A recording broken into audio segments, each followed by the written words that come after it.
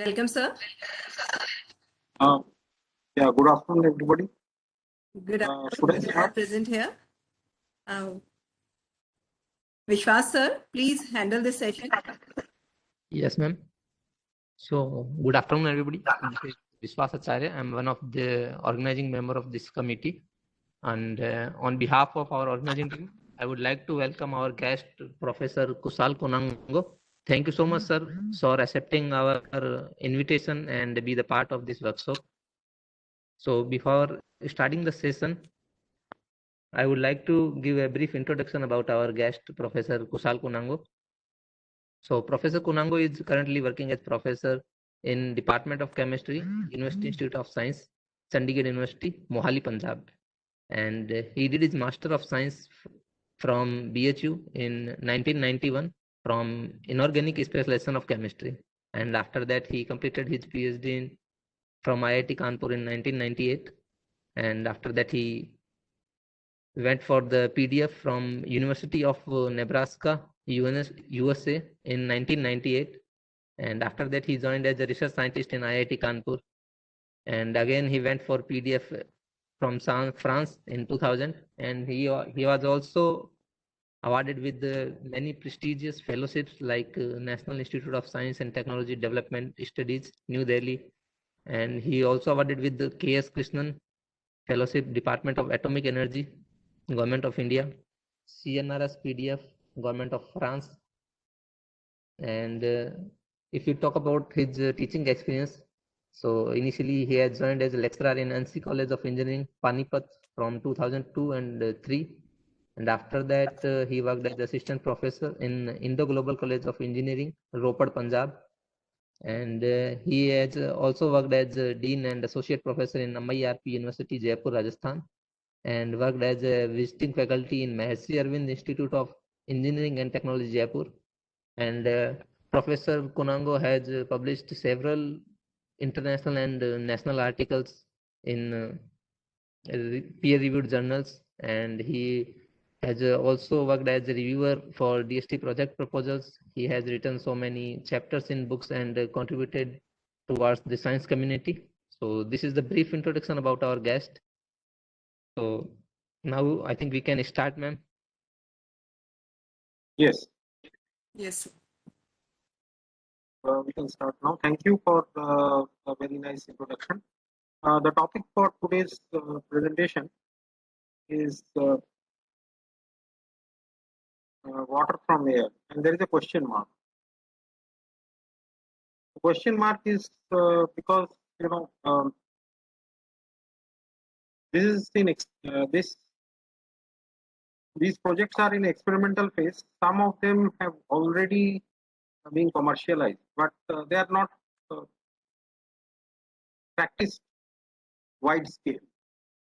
Okay, but seeing the scarcity of drinking water, so many countries of the world, they are now seeking to commercialize these kind of projects, and particularly where saline water is there and fresh water is scarce. This is a good and viable alternative for drinking water.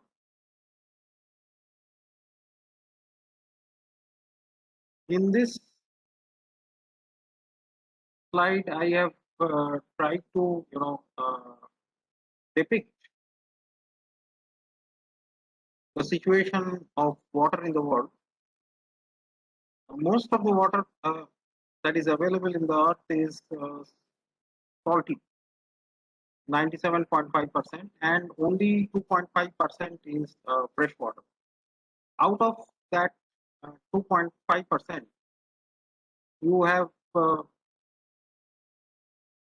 70% of that 2.5% is frozen in polar ice caps, and 30% actually is there available underground for use. And surface water, if you look, only approximately 1% of the water available is fresh water, is clean surface water, which can be drunk. Of course, you can treat the underground water also, and we also depend upon rainwater in some parts for drinking, etc.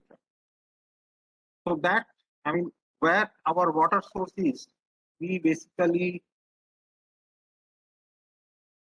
tap that source which is easily available, and also depends upon where we are located. Okay, for example, in Rajasthan, rainwater harvesting is practiced in places where the underground water is brackish. Okay. In many places, the underground water is so brackish that it's not fit for drinking. So it depends upon where you are. Though there may be water underground, the water underground may be too brackish, too salty to drink. Surface water, particularly in Rajasthan and other places, are is very less.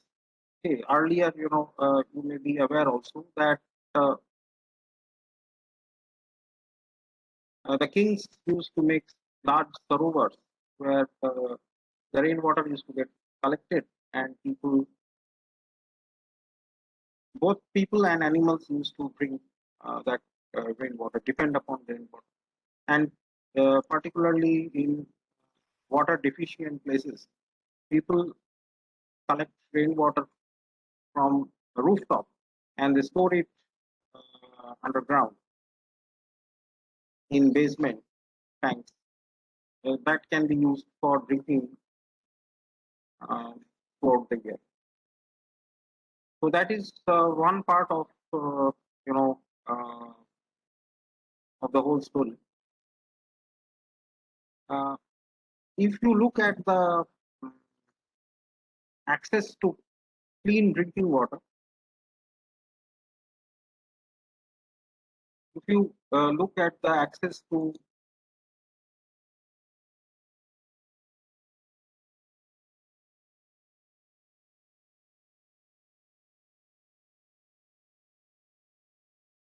yes, so if you look at the access to clean drinking water, so of course in European countries, access to clean drinking water is there for most of the population. In Asia, Africa, Africa, access to clean drinking water is less. This slide has been taken from the internet, and the reference is also given here. So there, you all know that due to unhygienic conditions, children are most affected because their immune systems are weak, and it is estimated that every 20 seconds a child dies from waterborne, and approximately 20% of the global population is taking food grown on unsanitary irrigation and fertilization wastewater.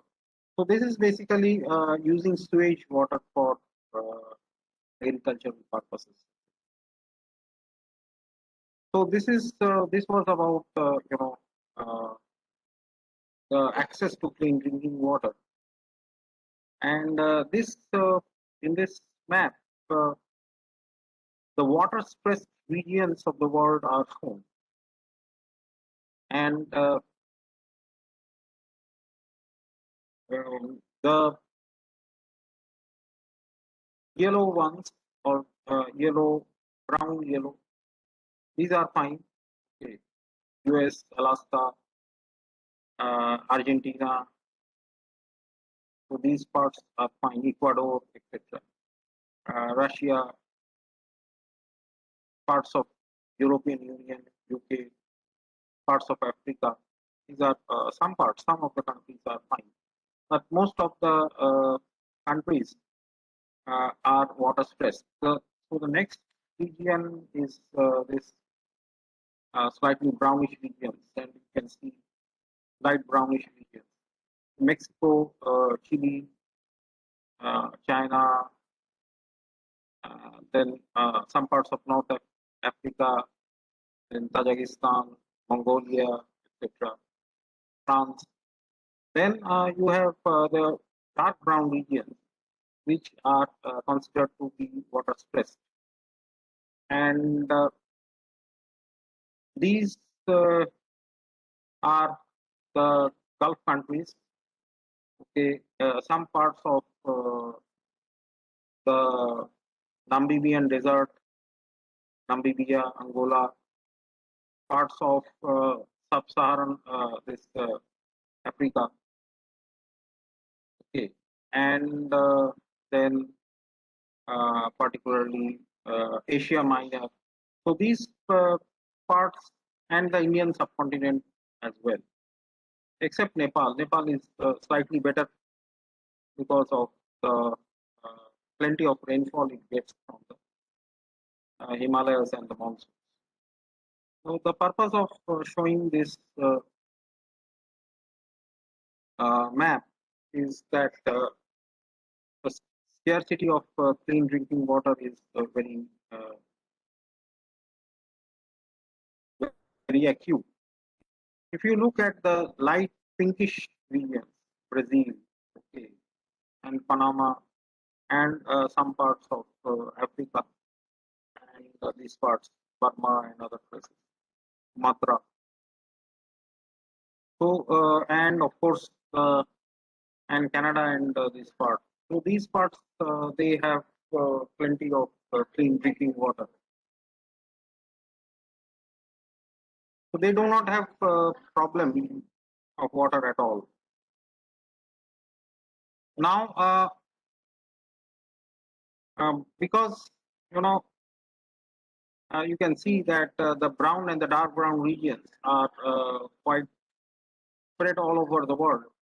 So therefore, water scarcity is quite widespread throughout the world. And this situation is now more and more getting complicated because of the climate change. And this climate change is causing change in rainfall pattern. So some of the regions are now experiencing prolonged droughts. For example, California presently is experiencing long periods of droughts, and Los Angeles, San Francisco, etc. They are facing a lot of drinking water problem, particularly also in Chile and other places. Large parts of Africa are also facing a lot of water. Now, if we look at the various, various methods have been used all over the world to get clean drinking water from, by desalinating water. Okay, so desalinating water from seas, or if there is, you can withdraw ground water, or you can collect rainwater and store it. So as and where different techniques are there, and different techniques have to be adopted as per the prevailing situation in that country and the prevailing availability of resources and prevailing availability of water, etc. So all these have to be taken into consideration before any policies have to be adopted as per which technique is best to get drinking water. Now, this this topic is coming. Why? Because population pressures are there, temperatures are increasing, okay, and industrial withdrawal for clean water is increasing. So all these are basically requiring a lot of attention and focus from scientists all over the world. Now, we'll now go to this topic water from air directly, and we will now look to nature whether such, such water harvesting from atmospheric moisture is practiced in nature or not. So, in Africa, South Africa, there are beetles. If you look at Namib Desert, that's in Namibia. The country Namibia gets its name from this desert called Namib. This has a this lies along the South Atlantic Ocean, and though it is next to the ocean, but clean drinking water, or surface water is absent. Okay, so and it's desert-like, not desert-like, actually it's desert. And then there are it has been found that these deserts are not without life. They have different kinds of insects, particularly beetles. And these beetles, they collect drinking water from the fog-laden winds, and using their back, these beetles, they basically are able to attract the moisture from the air and liquefy it, and these beetles actually have bumpy surfaces. Okay, these bumpy surfaces are like ribbed surfaces. So these ribs have alternating hydrophobic and hydrophilic region. Okay, the top of the ribs and the bottom of the ribs, that is the valleys, they have different kind of hydrophilic and hydrophobic character. And the bottom and the zoological name of these beetles. I mean, one of the type of beetles. There are several types of beetles. One of the type of beetles are Stenocara gracilipis. So why I am looking at these beetles, because nature gives always gives a very good teacher, so that we can learn many aspects of how to lead our life in difficult situations from nature. So let's look at these beetles. This is Namibia here, and here is the desert here. These are the different deserts of the world, and this is the Namibian desert where these beetles are found. So let's look at the beetles. So these have actually the hydrophilic and hydrophobic alternating groups and valleys.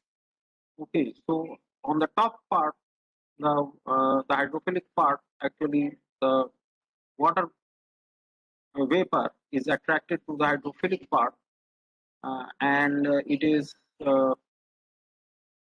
and when the droplet becomes large in size, it then falls to the hydrophobic part.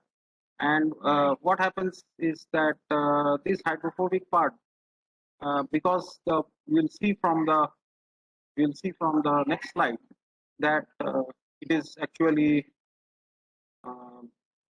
the beetle actually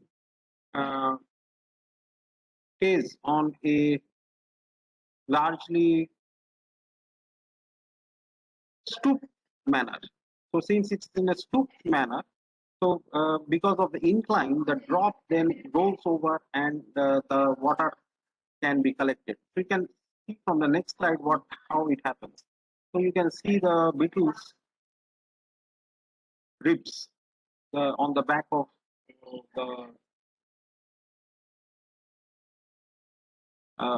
the beetle, and the fog-laden winds across the green crest, and the moisture because of the hydrophilic top of the ribs and the hydrophobic bottom of the ribs. So when the droplets grows in size and they come to the bottom of the rib, then because of the hydrophobic nature, it doesn't stick to it, and then it slides, and the water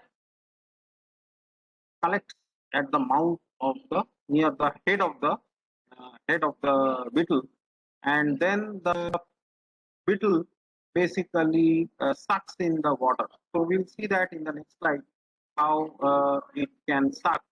So the design here is because of the grooves in the abdomen, they collect the condensed water and direct it towards the head. And after a while, what it does is that it kind of the beetle tilts its back and the water comes here near its head. So have a look at the how it looks like. So this is the photograph of the beetle's head and the beetle's body with the water droplet. So now the beetle will just suck the water and it will quench its thirst. So why I'm saying this? Because the same principle can be applied. The same principle can be applied by human beings to harvest moisture from the atmosphere. This is called what is called bio-inspired design. So that is the that is the idea of using this kind of studying the water harvesting characteristics of the beetle. So this is the take-home of the beetles, that water collection is due to the hydrophilic property of the bumps and the hydrophobic characteristics of the valleys in between. Now, so this is what I had been repeatedly telling, that water accumulates on the top of the bumps, and when its volume is sufficiently large, the droplets, they roll down along the hydrophobic surface towards the insect's mouth, and then the insect sucks in the water droplet, and that is sufficient for the insect to quench its thirst and for a day or two. So if you want to get water from air and basically to liquefy get liquid water, then one must study how actually water drops form and what is the behavior of surfaces with respect to water droplets. So basically, when you have a drop on a surface area, so it can be any type of surface.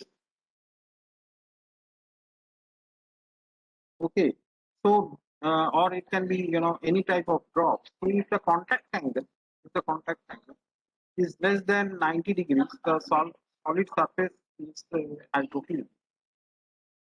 Okay, that means that the surface is water loving.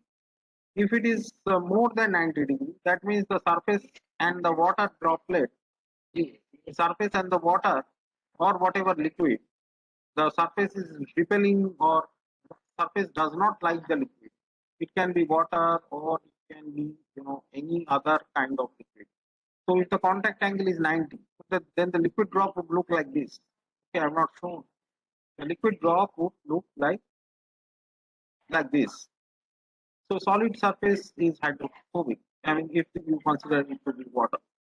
So many polymers actually show hydrophobic parts. Now, if you look at polystyrene is at borderline 87.4 degrees. Okay. Then uh, there is one. So this can be considered to be hydrophilic, though we know that organic molecules are hydrophobic. But when you look at the contact angle and you compare different kind of organic molecules, so this has been at the borderline of borderline hydrophobic, but can be considered to be hydrophilic because it's less than 90 degrees. This is a I don't know whether I mean audience will be of different backgrounds of physics, chemistry, maths, arts also maybe engineering. This is a polymer perfluorodecane thiol. Perfluorodecane thiol. So here you can see that if you have copper oxide coated with PDFT, perfluoro 1122 perfluorodecane thiol, it has a contact angle of 150 degrees. So 150, if this is 90, so this will be 145. So this is around 150. So that means that the water does not. I mean the surface does not like water. So that's why it's 150 degree contact angle, very high. Okay, this has been published recently in a journal called Journal of Material Sciences in 2015. Not by us. I worked on water, but not on this topic. This is from a literature. So what they have done, why I'm showing it is that if you want to work on it, maybe this will help you, and how actually this kind of experiments are done. Okay, so what they have done is they have taken a copper mesh and they have heated it for 3 hours in presence of oxygen, and they have when you heat it in presence of oxygen, you get copper oxide.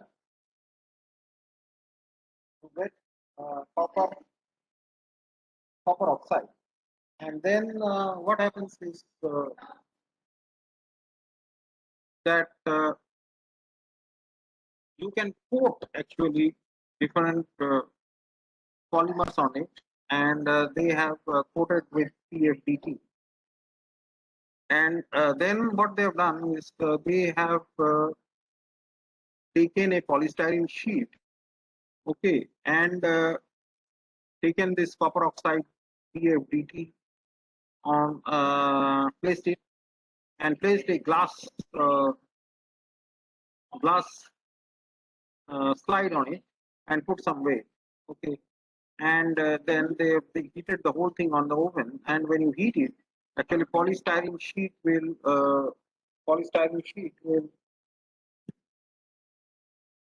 start becoming softer, because we know that it becomes soft when heated, and then this will get embedded in this.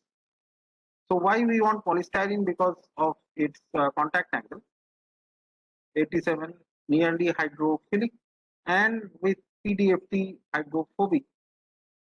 So alternating hydrophobic environments have been created, and you can see that this has been this is the same paper actually. The purpose of this is to mimic the activity of the brittle, so that we have alternating hydrophobic environment. what they have done is that they have put this on vertically, and they have put a humidifier, okay, which is able to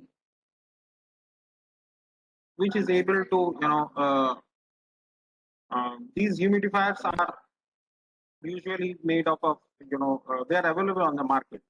So they have piezoelectric humidifiers are available on the market. They basically uh, generate water vapor at fixed fixed amount. So you can change the humidity here by changing the settings of the humidifier, and then these water droplets, they come here, and they using this analytical balance, they can weigh how much water has been collected under different conditions, of course. So they have changed the water temperature, atmospheric temperature, calcining temperature, etc., and see which which which what is the what which is the best. I mean, how it can be optimized. Now, these are some of the results anyway, and the water contact angles are given. Okay, then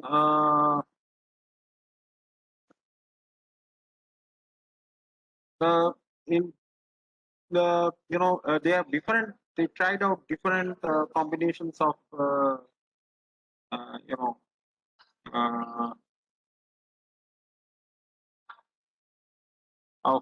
these copper oxide coated with different PFDT, and they have tried to optimize the water collection rate. I mean, with only polystyrene or at different temperatures of calcination, as well as for different temperatures of say how, if you take a PDFT coil or a PDFT wire mesh, how it will behave.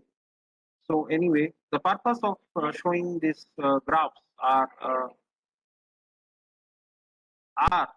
this the purpose of showing these kind of results is that a lot of research now is going on in this area. If you are interested, you can take it up, and they have published this paper here.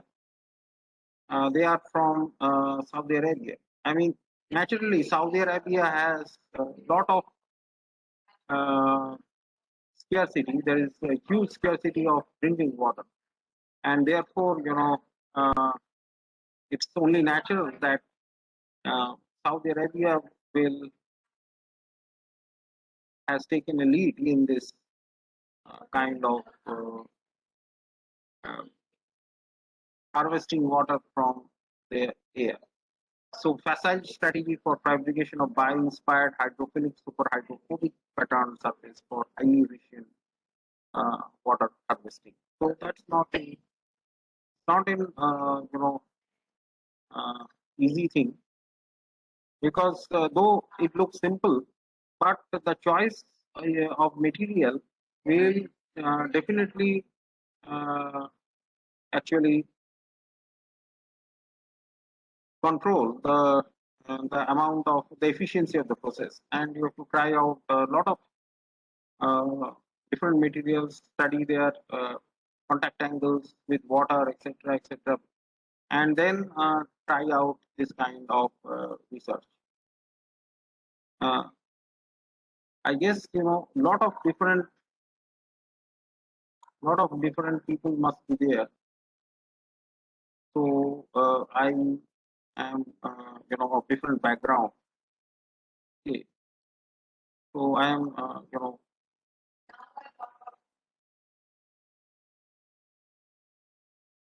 only not giving too much of chemistry or physics or maths or anything. So trying to be general as far as possible. This is a hat actually, which is which has as you can see, ribbed surfaces, okay, which are able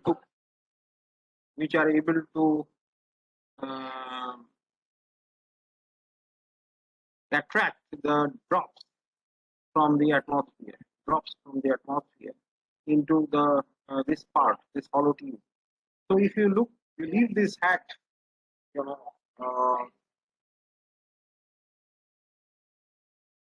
this hat can be left outside, and in the morning you will have clean drinking water along this tube. The size of the hat and the size of the beetle. I mean, there are different kinds of beetle. For example, there is another beetle which is also this is a different zoological species, but they can,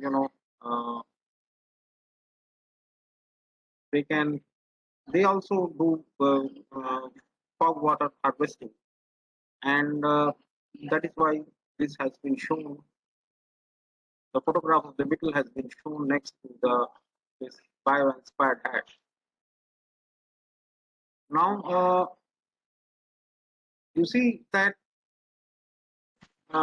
if people will, will now both physics, chemistry people, engineers, etc. They have tried to simplify the whole process, and they have actually made a mesh kind of objects which can accept water from the air. So this can be used to trap water from the air. So these have specific net-like features. So that's not a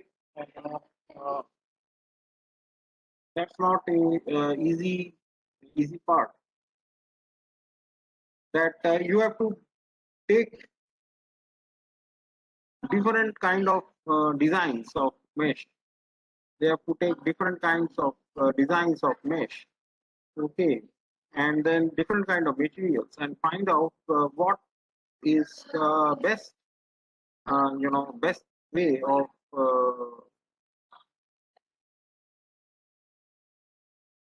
getting more and more water if you expose this net to moisture-laden winds.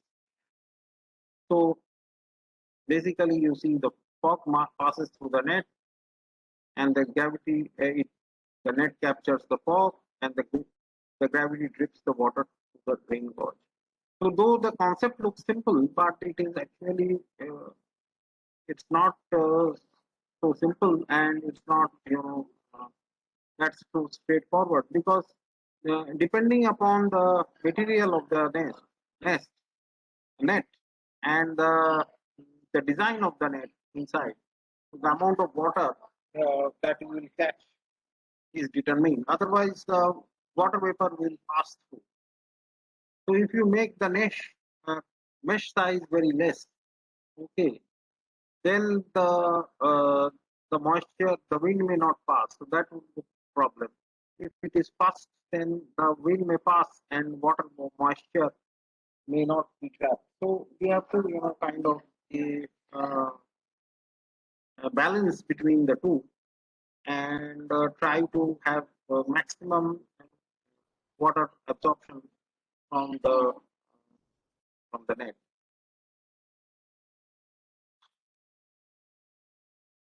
Okay, now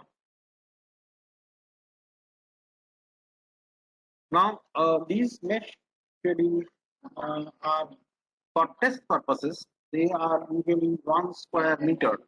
1 square meter. Okay, 1 meter by 1 meter. So these are what are called standard fog collectors. These are what are called standard fog collectors. There are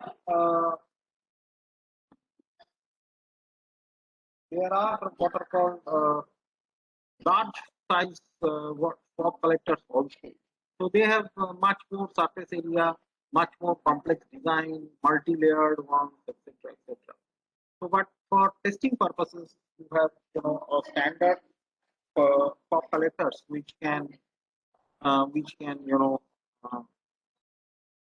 are which can be used for testing the water harvesting mechanism, materials, basically, materials and design.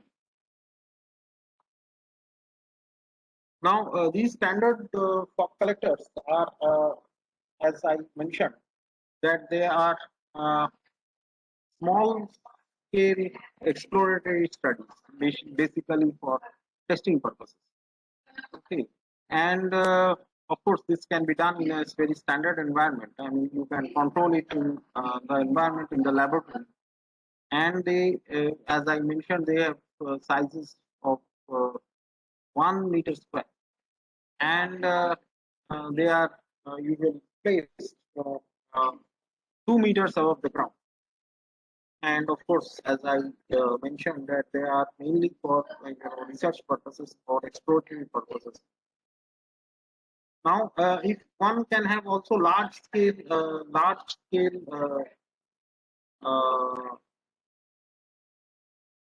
standard large scale fog collectors, large fog collectors. So they are very big. They can be very big, up to say 12 meters long, 6 meters high, and the top part of the fog collector may be maybe only collecting water. The bottom part may be just empty, and they give approximately 48 square meter of water collection area. So that is what is huge. Here is only 1 square meter, and here is 48 water collection square meter. Now,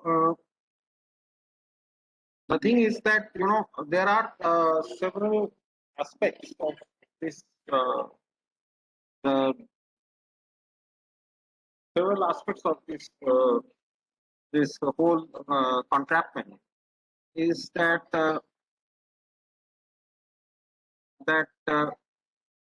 when the droplets form, I mean, they have to be at the size of the droplets have to reach a critical size. Okay, when after which the droplets start falling, and the droplet will not form by itself; it will fall across along the mesh. Okay, the fog part, the droplet will fall along the net part, vertical net wire. Now, if you consider this, if you try to, for example, to increase profits, one can make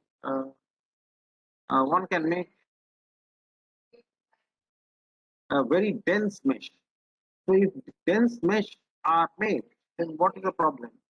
Okay, so then for dense meshes, the problem is that what will happen is that the movement of the wings will get hindered. The movement of the hills will get hindered, and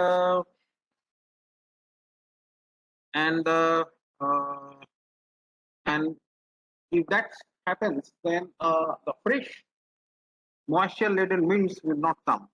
So that's a big problem. So, and also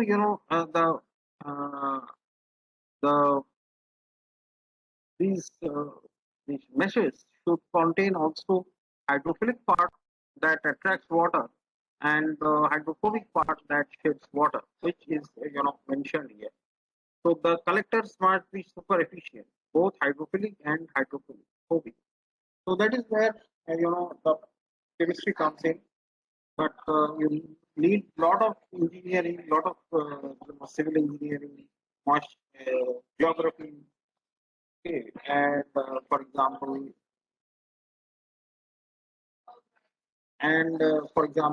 you need some idea of aerodynamics, etc.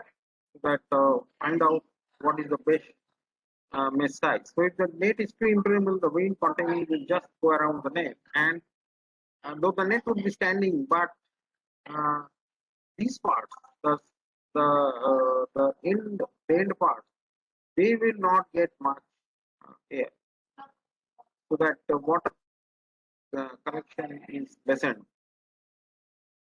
So all these are some of the issues that are worrying scientists, and people are working in this direction. So the purpose of showing uh, this potato sacks is because if you look at the mesh, so this is the typical what is called a racial mesh. Racial mesh. So if you look at the particular mesh of these potato sacks, you can have a look at this. So this is the design of a racial mesh, which has been found to have very good water absorbing and not only absorbing but harvesting practice. Because the problem is that if you are a good water attractor, okay, that means hydrophilic.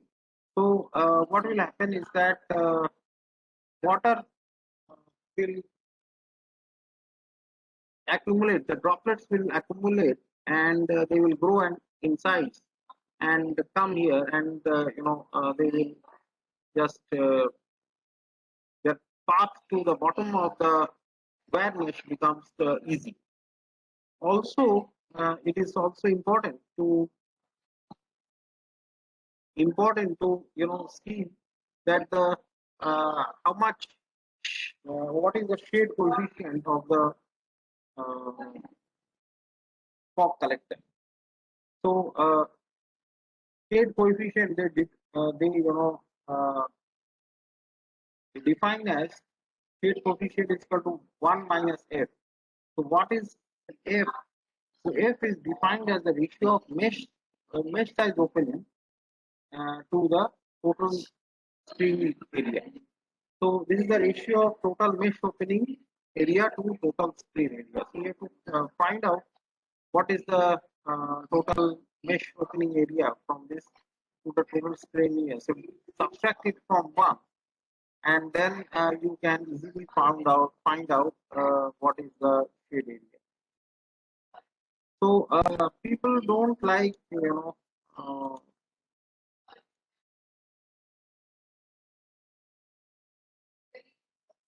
so people really don't like meshes with higher shade coefficient, because then um, sorry. So people actually they like shade coefficient to be quite high, because that's an indicator of the ability of the mesh to capture the fog droplet. So if you look at the mesh of these droplets, so along the longitudinal, the filament is tied up continuously. So you can see it's tied. It's not individual ones. So they are long filament. And transversely, we can see that the filament is not continuous, but it is knotted to the longitudinal one. So on one side, you can see that along this side it's continuous, and while here you can see that they are discontinuous and they are knotted to the longitudinal one. So there are different sizes of kind of meshes, okay, and then different kind of polymers which they make up the meshes, or you can use a wire mesh, for example, coated with organic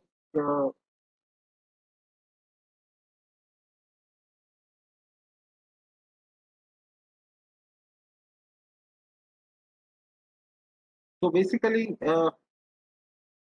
you see what is happening is that you people have also used this kind of wire meshes, and they have used these wire meshes, and they have put stainless steel wire meshes, okay, and they have also coated with with silicones, okay, poly silicones, so that would provide the hydrophobic part, and the wax would provide the hydrophilic part. So I actually don't recall the full form of the IUPAC name of this polymer, but these they have been used very effectively for these kind of work. Okay, they commonly it's called phosphema formulation. So it's called the poly silicone. Okay, so this is called MIT14. So this is the another design of collectors, of the wire collectors, mesh collectors, which are capable of capturing fog. Okay, so people have defined actually taken different kinds of wire meshes and try to find out which one is the best. But the thing is that these kind of wire meshes, they find from the efficiency, though they are not easy to make. Also, they are not easy to make. So these, I mean, it's these ones or these ones. These are they have standard weaving techniques. So they had, and these ones they can get dirty easily because of the atmospheric dust, etc., etc. So, so that's a. So this is a experimental design called 3D spacer forgatting, which they have actually researched on from Drop in Germany. So this is the view of the same mesh, vertical view and the horizontal view. And this is how it looks like. This is how it looks like when a racial mesh is exposed to water vapor, and you can see that. And you can see that the water droplets are, collecting across in this fashion. Okay, and ultimately they fall to the collection chamber. So there is a recent review. You can have a look at this fog water collection effectiveness mesh comparison. So people have tried out different mesh designs and tried to find out which water collection which is best for the water collection. So this is some of the a screenshot from the table which have been taken to show how standard fog collectors and large fog collectors have been installed at different places in different times. And the problem with these are that they some have different sizes, some of them have different materials, okay, and locations, and etc., wind speed, etc. The performance actually of these fog collectors, they vary a lot depending upon the various prevailing conditions in that place. So you can see here that in Chile, they have done it in about 30 years ago, and they placed it around 1 meter of the ground with a design cost of 1.5 square meters, with a collection of uh, around 100 liters a day. So that's a big amount for a 1.5 meter square, 1.5 meter square mesh. If you get 100 meter square a day, that's a big amount. So they have also put large, collectors in the beginning of this century, and they are claiming 6,300 liters per day in winter. So I mean that's a huge amount. But the thing is that the relative humidity must be also high. The temperature must be also low, etc., etc., so that you get large, you know, um, a large volume of water that can be collected. So these have been, if you look at the places where people have, where the people have actually put these collectors are in South Africa, South America, and in in islands of in South Atlantic, or says in Peru, for example, Guatemala. So they are claiming to get uh, different different amounts in different during the season. So, and what are the issues that have come? So basically, this was earlier set up for primarily an ecosystem and climate research. And what is the rainfall pattern there? Because in very remote areas, it's not possible to go there and have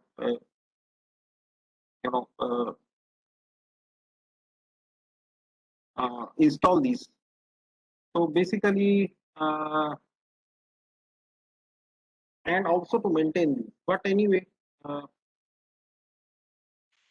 and there must be some habitation nearby so that they can be monitored. So you can see some of the issues that they are facing, that stopped after a year due to insufficient monitoring at community level, and water, for example, for sometimes you can use the water for watering the trees, and if the systems are large, for example, uh, in this case, so they have water supply to, you can supply to household, etc.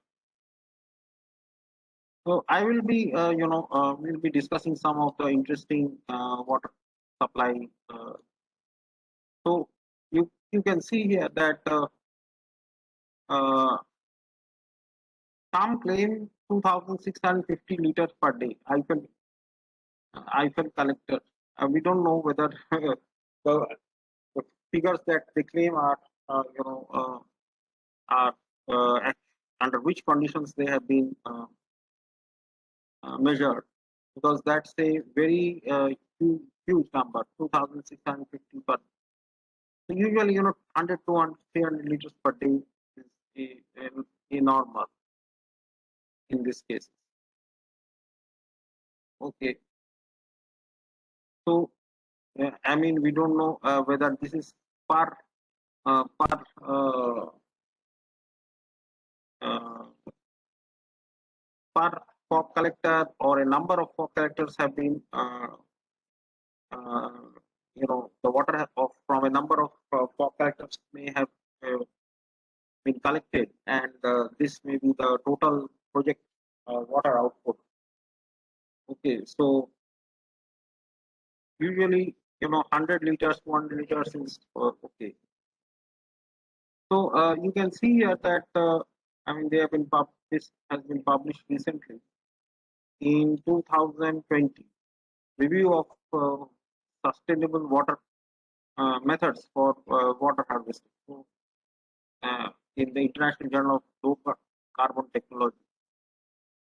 So people are also reviewing it, and at present, some volume of literature has come in order to describe this process. This is a photograph of a actual fog collector, and you can see that these nets are placed vertically so that the fog-legged winds can be trapped in these, and you can see pipes are also there, and the water can be collected in these pipes.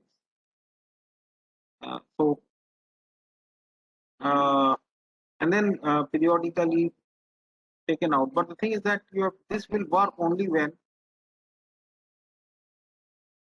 in there was a comment, but I could not see. Where is the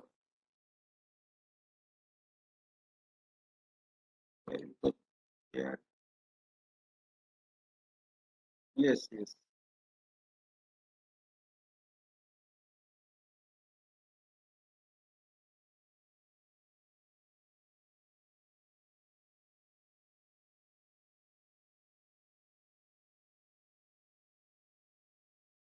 Okay, there was some. I have not seen the people writing on the chat box. Yes, yes, fine. Yes, there are some questions. Yeah, yeah, yeah. We'll talk. We'll talk. So I have not seen that. So anyway.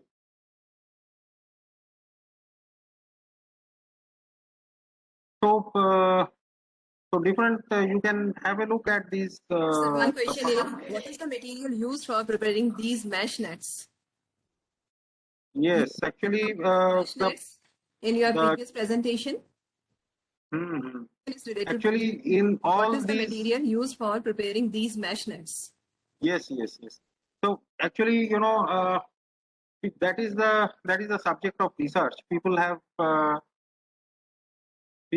tried different materials, okay, and they are yet to find one suitable material. So the most common one is polystyrene. Most common one is polystyrene. Okay. So that is a just simple polystyrene. Because that is strong enough, and it can uh, withstand uh, withstand the temperature fluctuations, light fluctuations, okay, and other fluctuations also. So that is these most of these mesh are made up of polystyrene fibers. Okay, and the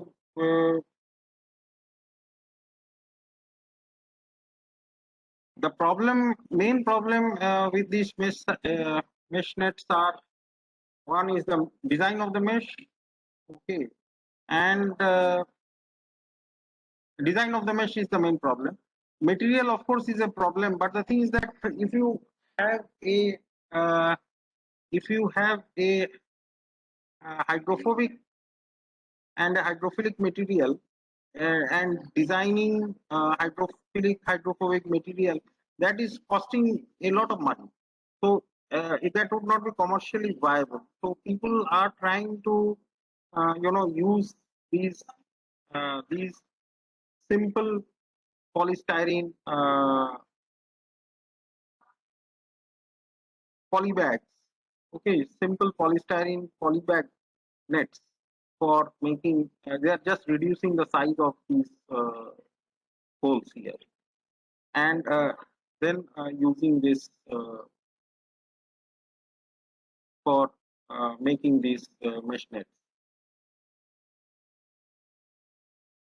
Okay, so if you want to have a more deeper understanding, you can have a Sir, there is one question in hmm, chat box. hmm. What is POSSPEMA formulation?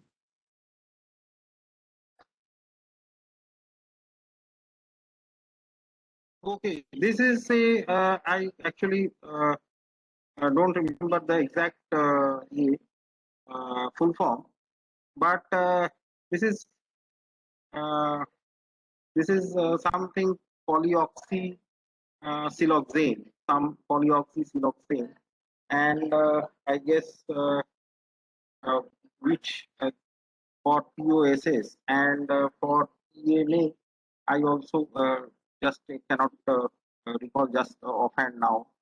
We had actually this is given in this review. Have a look at this review. Have a look. Will I can tell you uh, at the end of this talk. Have a look at this design of this. So these nets have these have these have been designed in Germany by architectural students, and they think that this design will get more and more harvesting,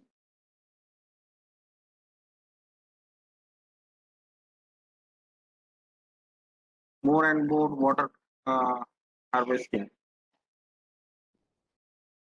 Okay, so these are the uh, these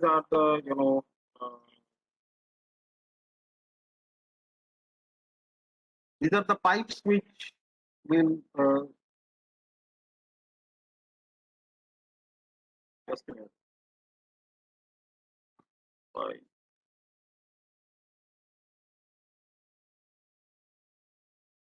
So these are the pipes which are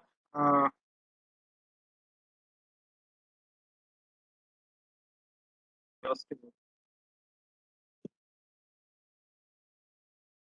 So these are the pipes are which are used to collect water, and they have this tank bottle which is collecting this water, and they think that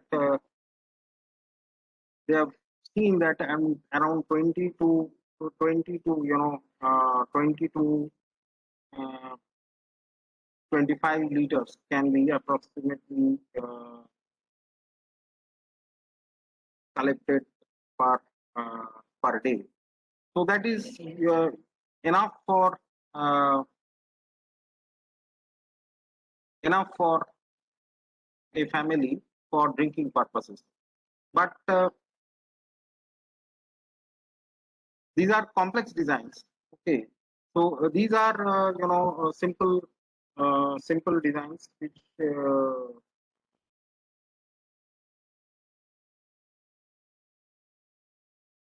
the interesting part is that they have multi layers. Okay, these have what are called these are they have multi layers, multiple layers of the net, and they claim that each of these can collect around 1,000 liters a day. And I doubt, but anyway, that's what they they claim 1,000 liters per day. So one each. They have a small cross sectional area, 1.6 meter square, and but the surface area is very large, around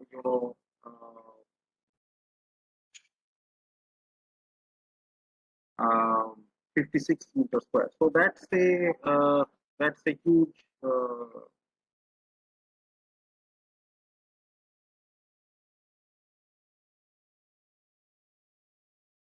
area.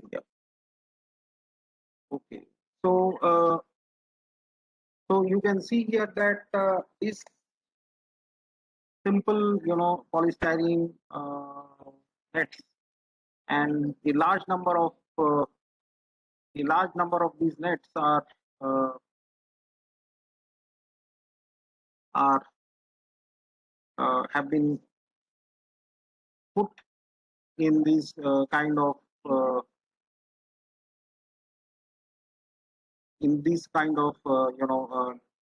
water harvesting structures, and they have been put on mountain tops so that a lot of water can and the I mean earlier they must have done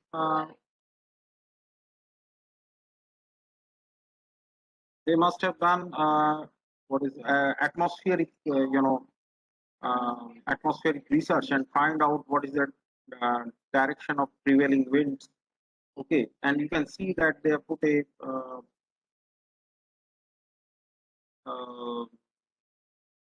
this rainwater harvesting gauge, anemometers, etc. So, so they must be doing, they must be measuring the wind velocity, relative humidity, etc., etc. Okay. So, there was a question on what is POSS. So basically, it's a silicon-based polymer, and I also in that if you look at that review, so it's fluorodecyl polyhydral oligomeric uh, silicon sesquioxane. So that's a big name which I forgot. And of course, PMMA is the polyethyl methacrylate. But polymethyl methacrylate is actually hard. So they must have made wares out of it. And sometimes they also make polybutyl methacrylate and polyethyl methacrylate. So hybrid, composite polymers they must be making. Of course, that's a one one application in which they have put this composite POSS and PMMA with they have put this on they have put this on what is that called steel wire mesh. Okay, steel wire mesh they had put. So, but all these are very costly. The question is that whether one is able to invest this amount of money on for coating. So for coating, the cheapest material, if you don't want to, I mean, if cost is not the country is not the consideration, then you can have all this kind of research. But when you have to want to do low cost material, then this polyester fabrics are good enough. If you can make this kind of rational measures of design. We'll now see actually some different kinds of contraption. This kind of you see here that these different kinds of contraption made up of bamboo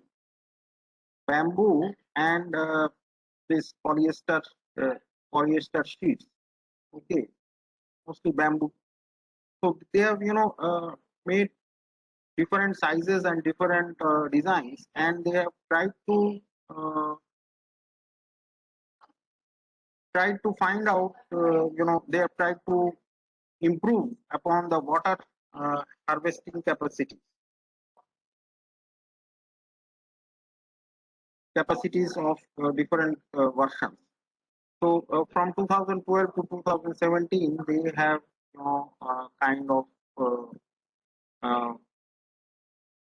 researched upon different kind of versions. This is called Warka Water project called Warka Water, and won the World Design Impact Prize in 2016, and they have made 12 prototypes. These are some of the prototypes. Okay, so this is simple, simple this polyester mesh. Okay, because if you want to make structures of this type, this height, you cannot do with fancy high high what I should say hydrophilic hydrophobic fancy chemicals. You have to do it simple one. So they think that they have tried to improve upon the design, and they have found out that this design is one of them which will lead to huge water collection. The dews will condense on this surface, and it will be caught here, and the water will be captured here. Okay, and you can see here that these students in Ethiopia from an engineering college, they have actually they are this is made of bamboo with this polyester ropes and mesh, and this is the water collection tank, and they are going to leave it outside and trying to find out how much water it collects.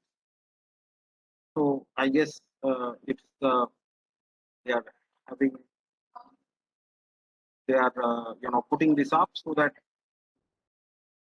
there is a photographer also to give publicity to their effort. So this kind of one might think that, well, okay, what is it there to us? But the thing is that how are we connected? Because this kind of research will ultimately,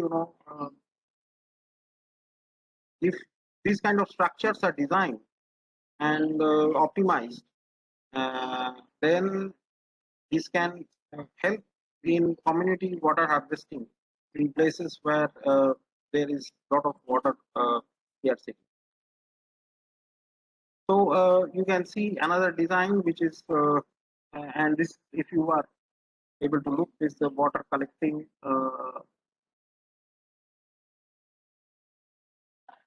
tank here. So this must be working, otherwise, how they got the price. So I don't know how much the water is collecting. I mean, you can have a look at their site, and of course they are not giving a lot of details. They are still improving the design of this structure, and this is another design. Different designs they have done, and they are collecting it, and then if you are putting it on elevation, so the water can be collected and stored, as well as kind of they can be they can be a community tap where people can collect water. Of course, this is water from fog. I mean, there has to be sufficient humidity in the atmosphere, otherwise this will not work. So that's the in if you have in mountains, for example, if there is a lot of fog in places, or if there is clouds are coming, but there is less access to drinking water. In hillside, if you know or not, hills water is a problem, because on only in the valleys you have water, and on the top of the hill there is no water. Okay, and you cannot drill a tube well also because it is rock, and it is very difficult to drill on the rock. So if this kind of structures are can be installed in hilltops, of course one can it can be a solution, but it's not the only solution. Of course, there must be a lot of technological challenges, material challenges, etc., which we are not aware, and they have to be studied also.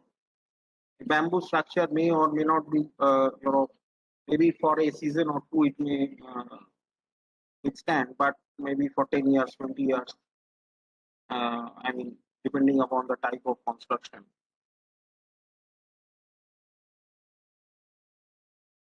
So this is the polyester mesh, which is now being used, and this is the racial design. So the purpose of showing this slide is to tell you that I mean the structures have been made with bamboo, polyester mesh, polyester cables, and rope. That's all. But of course, it's cheap and low cost. Then what we have done is we have discussed so far about mesh collectors. So now, so these standard fog collectors, they collect approximately 3 liters a day. Okay, per square meter, of course, one by one. And I mean, there you don't have to do anything; it will work by itself. But only problem is that you must have a lot of moisture. So they can be used in remote areas and no supervision, just set up and collect water. But the thing is that you must have a lot of fog, otherwise it will not work.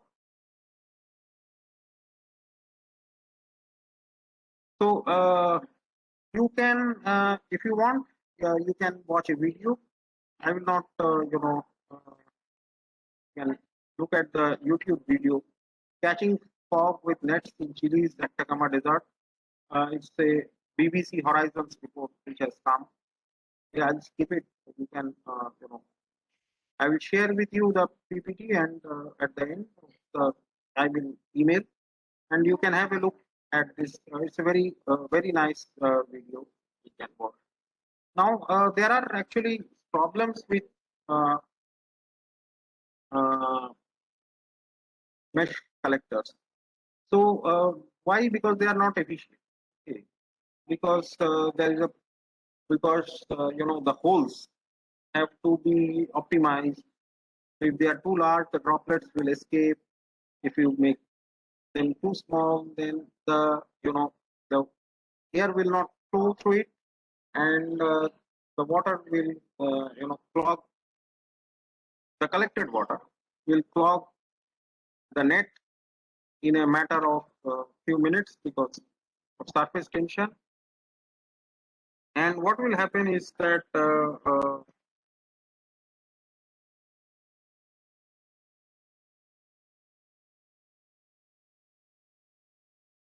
so if if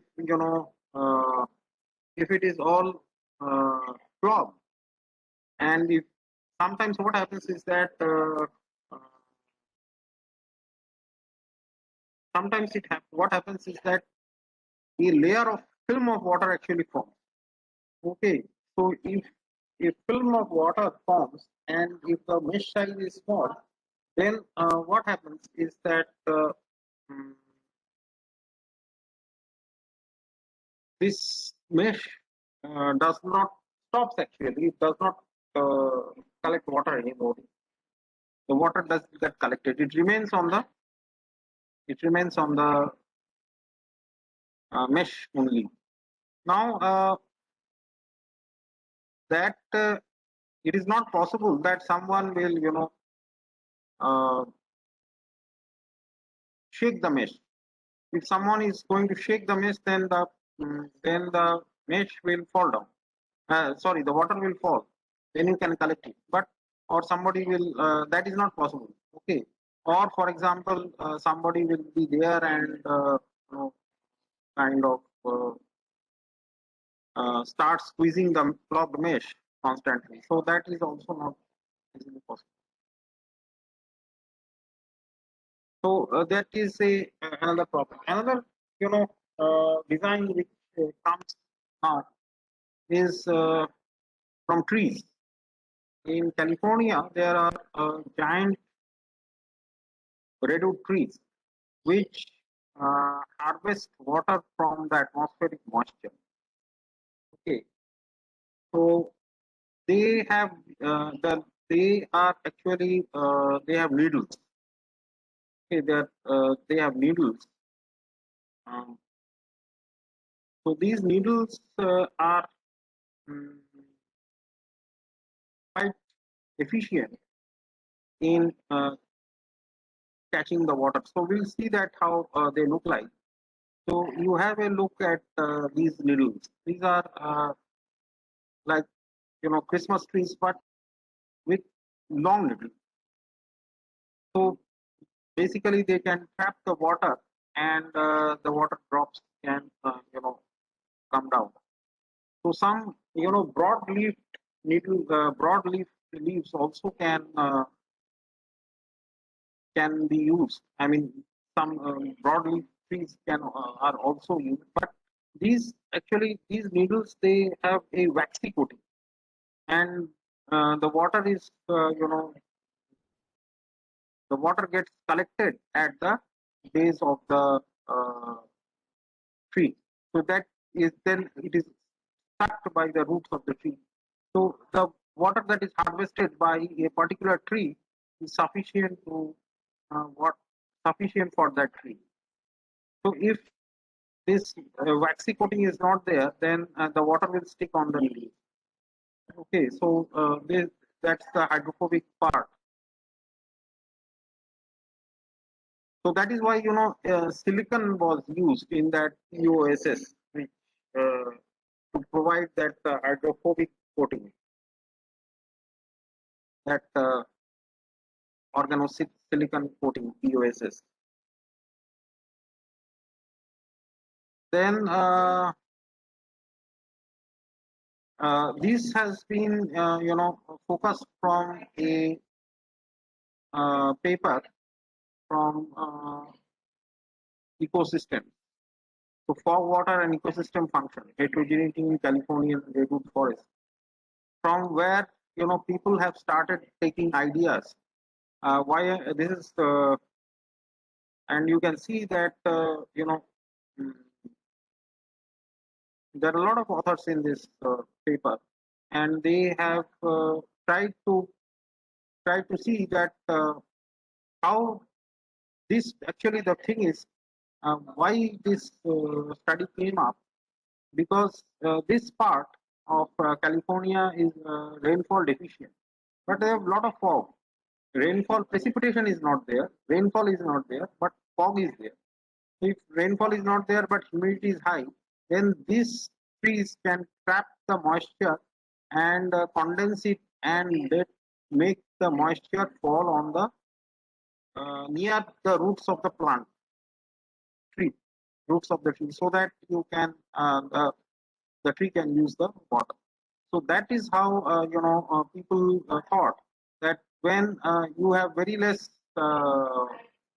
rainfall, how these big trees are growing. So then they found out that they basically these the leaves and the branches are designed in such a way that they can harvest rainwater effectively and make sufficient for the plant to use and for the other plants also. So that is what they found out, and they have focused.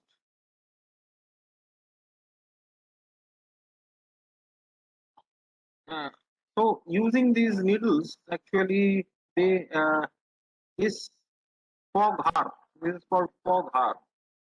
So the design of this is only vertical. you can see that they have vertical arc. So then they have used these are steel wires, and they have put different humidity and different temperature and try to find out what is the optimum, uh, what should be the distance between the wires, etc. So you can look at the paper and you can have a look at this site.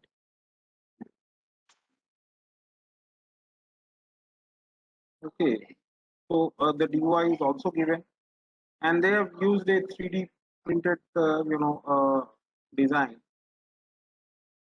Okay, so this is from the fog laden winds will come here and then it will catch there, and the water droplets will fall, and this will be collected collected here, and then might be some drop. So they have kind of tried to vary the diameters of the wires, pitch and the distance between the wires, and try to find out what is the optimum distance. Okay, and they've used copper wires, steel wires, etc. particularly. So you don't want copper wires because copper can get oxidized. The stainless steel doesn't easily get oxidized. So they have done a lot of research. And if you are interested, you can have a look in this. So you see here that there are only vertical wires, and there are no horizontal wires. Okay. Now the advantage of these ones, which has been shown, is that this contract, this instrument is nothing. It's only a wires. This doesn't the water doesn't clog this. Okay, because the droplets actually slide down the wires. So instead of collecting 3 liters, so just if you remove this horizontal, there is no horizontal wires here. Okay, so from 3 liters to 9 liters, they have found it increases per square meter. So that's a huge, huge. Um, that's a huge increase, 3 times. Okay, so that is because if you have horizontal wires, so this may catch. I mean, there is much more chance of much more chance of entrapment. Okay, and if you have two, you have to place the wires in such a way that the drop doesn't touch the other wires, because otherwise there will be, because of adhesion and cohesion. Okay, you don't want the droplets to touch the other wires. So if it touches, then it will stop the movement. It will not stop, but it will slow down the movement of the drop. So you don't want that. So you just you find out the size of the drop, and you keep the adjacent wires just a little further away, so that a lot of research has been done in this, and of course the horizontal wires have been removed, so that. But the thing is that with strong vertical wires it is possible. Okay, but with polystyrene it may not be possible, mesh, because otherwise, either you if you have a for example if you have a the polystyrene ropes or fibers, they have to be totally vertical and taut, then only this is possible. Otherwise if it is flexible, okay, so sometimes if the if the ropes are not taut enough, tight enough, then this will not function. So that is why they have used metallic ropes, metallic filaments, I should say. So this is what has been some of the problems. So if you have fine scale mesh, so they make a clog. If you have large scale mesh, they are partially clogged, but sometimes water droplets may, the water vapor may pass through without condensing. So that is a big problem. So what is the optimum one? I mean, a lot of people are doing a lot of research. You can have a look at Google and find out. Okay, so large meshes are not able to catch large percentage of the fog because if the fog just passes, and fine ones they get clogged, and if it gets clogged, then the thing is that nobody is going there and standing and vibrating this mesh so that the water droplets fall down. So the challenge is actually not only to harvest the water, but you have to kind of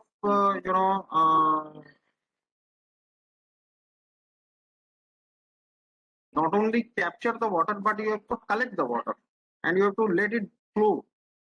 Okay, so if it sticks, then also problem. If it if you increase the size, then the fog will flow through the in between the wares. So that is also a problem. So you don't want this, you don't want this. So some way people are trying to find out what is the and all. It not only depends, it also depends upon the humidity, okay, temperature, etc., etc. So if you must have high humidity, otherwise you will not and low temperature because low temperature actually uh, favors condensation. So low temperature and high humidity is must. Otherwise, condensation will not take place. I mean, that's the general knowledge. So you can see here that they made nets of 1 square meter size and they have taken two metallic bars and made grooves. And these grooves, they have put wires in these grooves so that,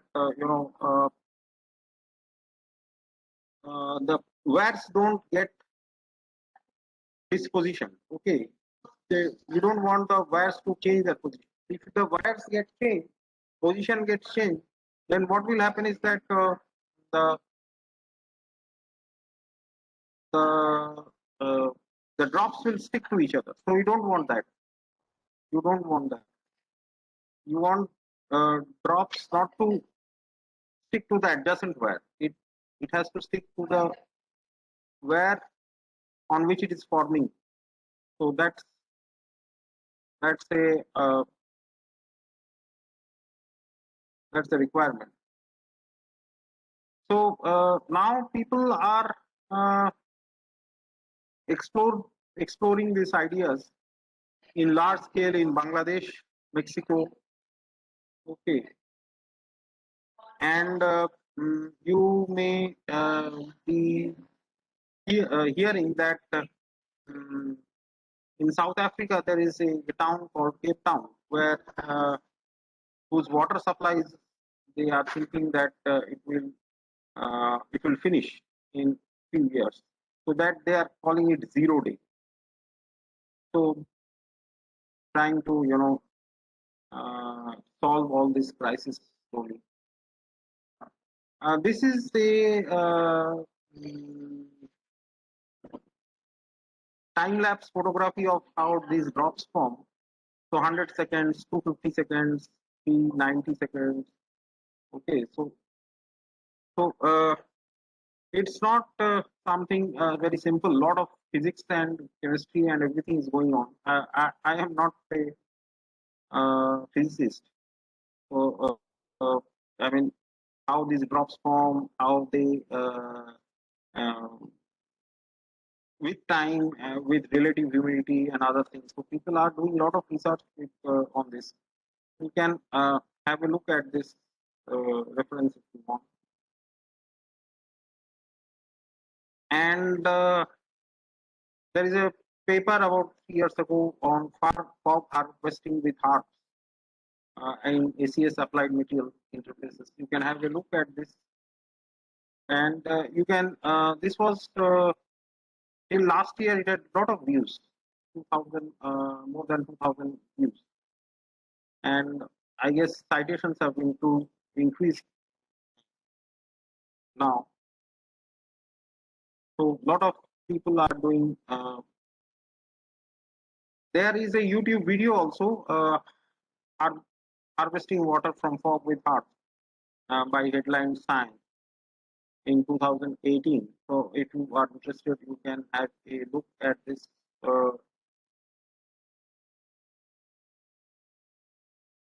Now, there is this design, this honeycomb design. We don't know what is this material. We don't know what is this material. Okay, but there was a uh, $100,000 ray of hope prize. So they actually the organizers they had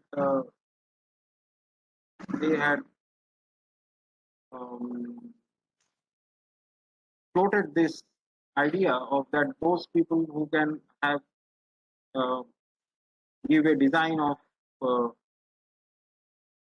for best water harvesting collectors from air will get 100,000.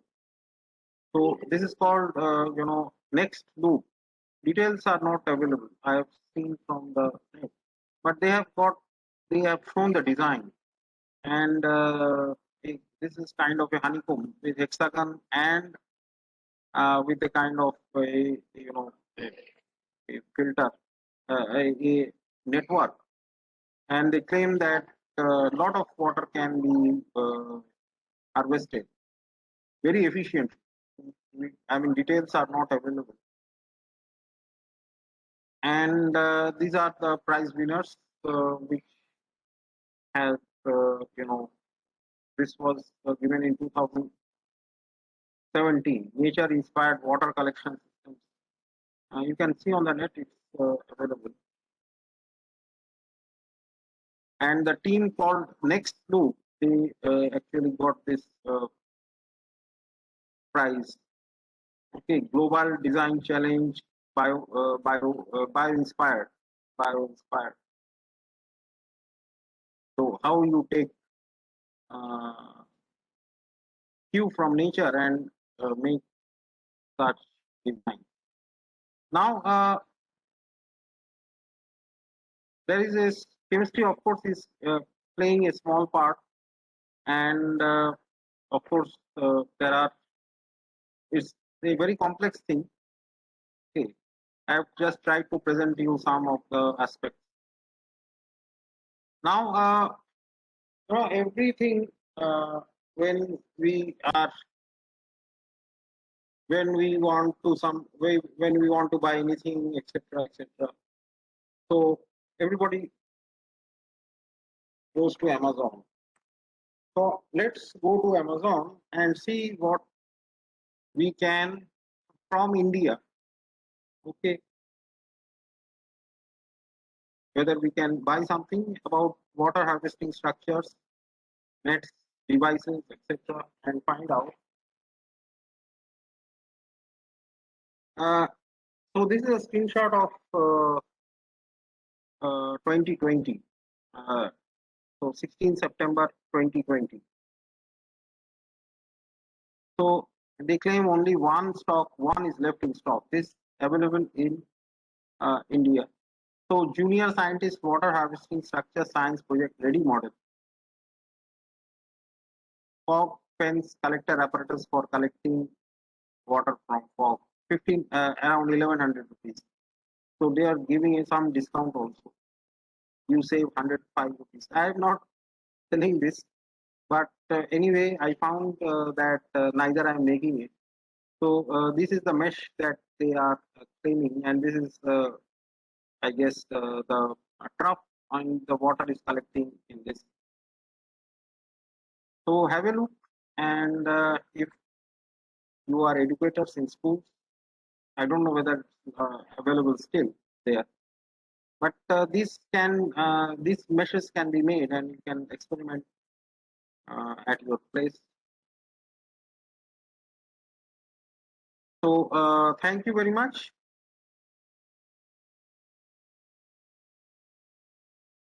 Anu Sharma, Dr. Anu Sharma, I'm over. Yes, sir. Yes, sir. Thank you, sir. Participant, if you have any query, then write it in chat box.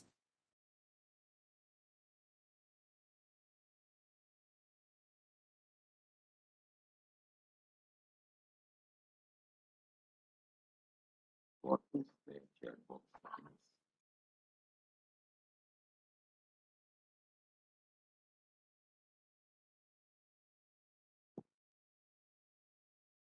I cannot see the.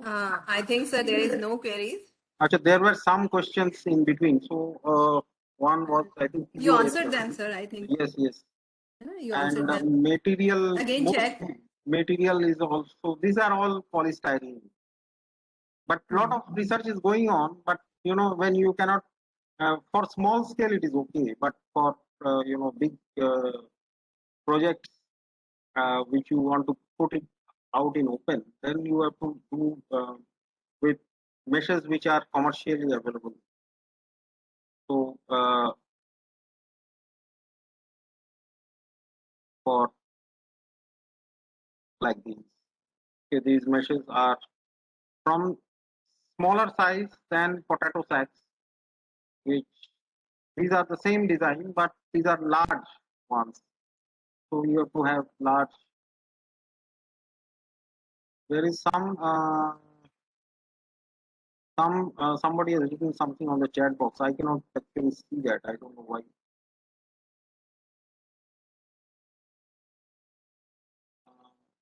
There's something they have written. Dr. Anu, can you read the question? Comment. Sure, sir. There is somebody has written on the chat box something. I just flashed chat box. Yes, sir. Have you seen the chat box? Is there any comment recently? Yes, sir. No comment. No, there was some comment I saw. There was some comment I saw. What happened? I don't know. Sir, participants are saying thank you. Speaking. They are a very informative session. There were two questions which you have already answered. Okay. Participants, if there is any question, please write it in chat box.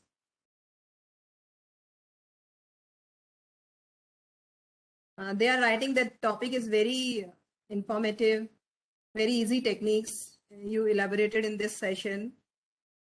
They write all these comments in the chat box. There is one question, sir. Should we grow more trees for collecting fog? Yes. You are right, absolutely. If you plant trees, then the trees because of transpiration they generate they increase the humidity of the atmosphere. Okay, so at a particular place it will help definitely, and also uh, if you are able to plant trees which have needle-like leaves, then that would help to create fog, to capture fog. Okay, thank you, sir. As we know that. Yes, I can see the. Rajasthan, you can see the chat box. Okay, sir. Yes, I can see now.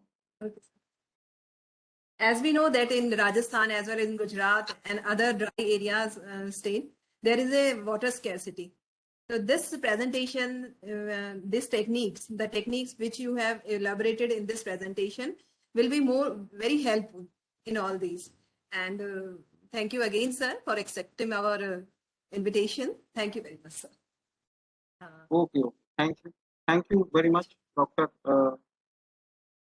Sharma, for arranging this FDP. I hope that the speakers as well as the participants will both learn a lot from this dialogue. Thank you very much. So, can we log off now? Yes, sir. Yes, sir. Thank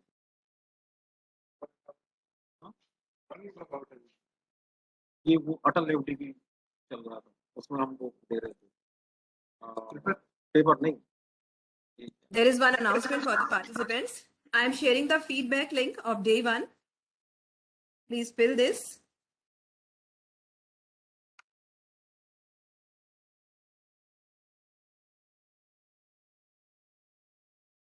I have shared the feedback link for day 1.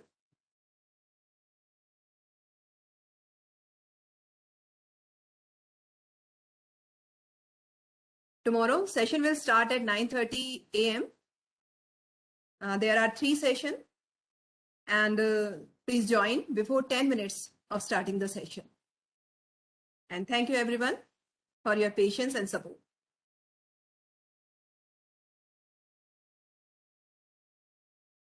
If there is problem regarding to the program, then text in this chat box or feel free to call me.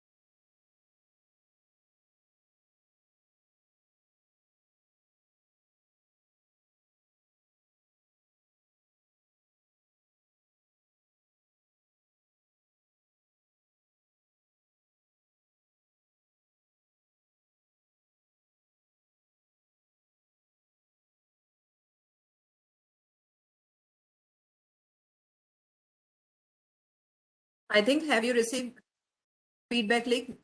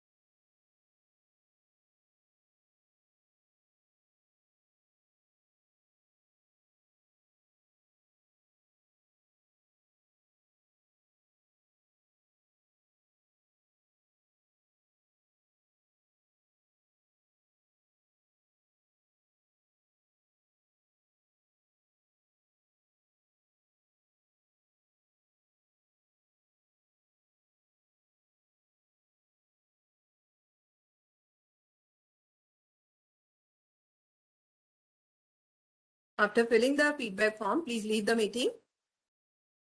I will close the meeting within 2 minutes.